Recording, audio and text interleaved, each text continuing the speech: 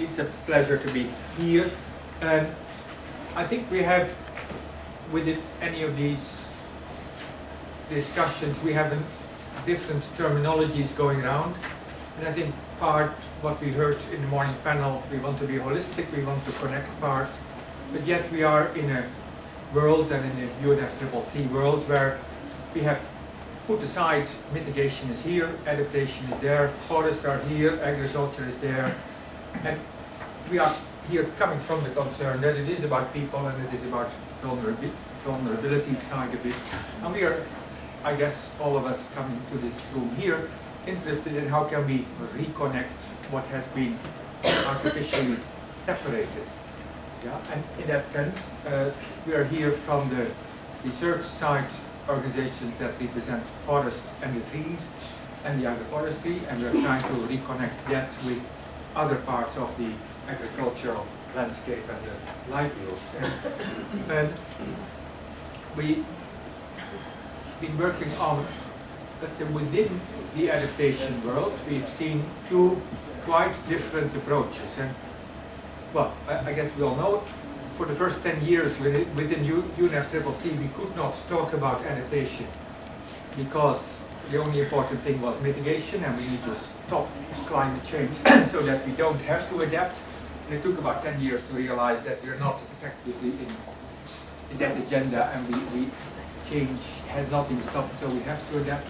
But yet, within adaptation, we have two very different approaches. The first is the engineering approach, and you can only adapt to something if you know what the new conditions will be. At the moment we have this climate, and at some point in the future we have that climate, and adaptation is to get this from what we do now towards what we should do in the future climate. And so you need the direction of change before you can adapt. The second perspective on adaptation is that it is about vulnerability in variable environments. At the moment, climate is variable, and we have, in any place, it is never the average temperature, and no year has the average rainfall, and we deal with quite a lot of stuff. And okay, for many parts in the world, the clear predictions are that variability will increase. We're not quite sure of the trends. If you look for different parts of the world, what will get wetter, what get drier. In many cases, one model predicts this get wetter, that get drier, and another model would shift it around. So there's a lot of uncertainty about the directional trends in important things like rainfall. But it is very likely that variability will increase. So how do we currently deal with variability?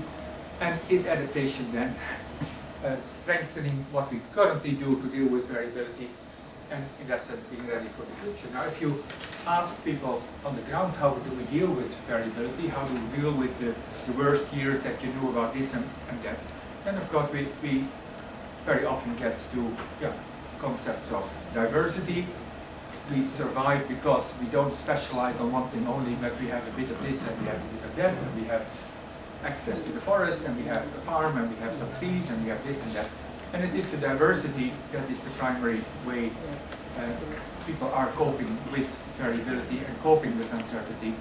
And in that sense, adaptation to increased variability means, first of all, maintaining the diversity that we currently have and strengthening diversity within the livelihood systems and resisting the temptations to specialize.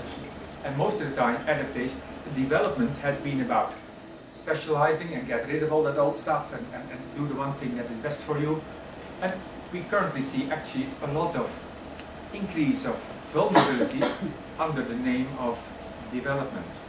Yeah? So if we then talk about what is ecosystem-based adaptation, well, some people say ecosystem-based adaptation is that the forest on top of the hill will protect you from this and that, and it is about keeping the forest out there. But maybe it is at least as important the ecosystem that is still very well integrated with the farms, and that can provide that buffer function. So when we talk with the people in the villages and we talk about what they do, and if you ask anybody, is the climate changing? Yeah, of course the climate changing. Yeah. But we don't think that's a very valid research approach. It is more valid to talk about shocks about what has been changing in the past, How did you cope with it? How did you deal with it? And simply said, if you cannot deal with the current variability, well, then forget about climate change. The problem is you cannot handle the current variability. If you can handle the current variability between dry years and wet years and hot and cold, well, then you're pretty robust and you're pretty well suited for quite a bit of the climate change that is coming. One point on that, and that is, I don't know, Robert, how many more minutes you want to give me? Please, 3 minutes. Yeah, okay. That is that challenge that we have with the climate data. And I don't know whether you've ever looked at where climate data comes from. The climate data comes from weather stations. And synoptic weather stations. About 100 years ago, people found out that trees are disturbing the measurements. So we collect our climate data from places that are far enough from trees. So trees are not disturbing the temperature, they're not disturbing the wind speed, they're not disturbing the moisture. So we get clean data for landscapes without trees.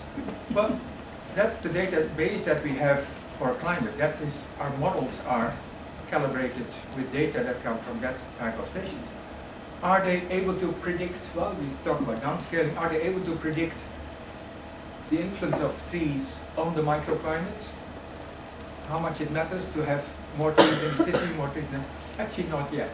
Yeah? So we are worried about a 2-degree warmer world. So what is the effect of tree cover on maximum temperature? Maybe 3 degrees, maybe 4 degrees. So we have, when we come down to that level, and if we really worry about temperature effects on our crops, the trees in that landscape, the trees on farm, they still actually influence the conditions whether your crops are growing to that same degree. So there is a gap in the science on that front, and we're missing out an important dimension of how farmers can adapt, will adapt, and what is the relevance of these scattered trees within the landscape on the climatic conditions, on the performance of the crops and the livestock and the people themselves.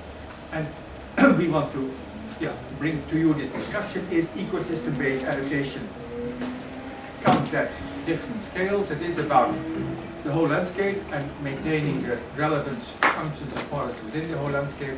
It is also about the trees on the farm, and it is about the elements that are close to the livelihoods. And we need to connect these parts. And adaptation is not about doing something new. It is about stopping the ongoing trend to simplify, retain the diversity that we have.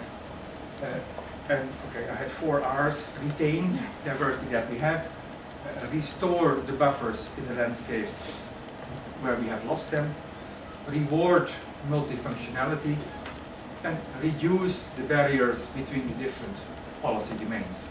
Reduce the barrier between mitigation, adaptation, reduce the barriers between forest, agriculture, and actually start talking about the lives of the people in the landscapes we care about. Thank you. Thank you.